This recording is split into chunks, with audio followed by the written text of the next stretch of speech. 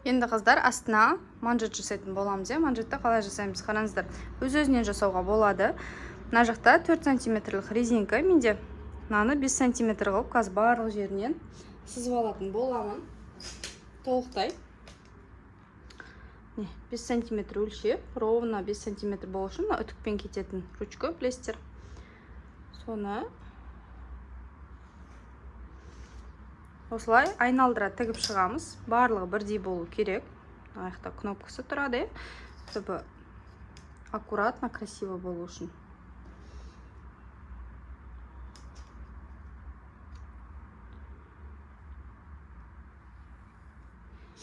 Және де резинкамызды қалай өлшейміз? Өзіміздің бөксемізге қоямыз. Бөксенің размері сәл қай жерге дейін комфортны қысуға. Бірақ біздің негізгі бедромыздан кішкентай болу керек, көрдіңіздер ме? И бірінші осыны айналдыра тігеміз қыздар толықтай. Сосын барып, мынау резинкамызды салып, мысалы үшін мына жерге дейін былай закрепка береміз. Осы жақтан бастап айналдыра салып, тартып тұрып тігеміз. Сосын барып мынау астын жабатын боламыз. Сборкасын бітірдім, қыздар қараңыздар. Осындай бір келкі әдемі сборка шықты. Киген кезде прям менің бедрома сай болып тұр.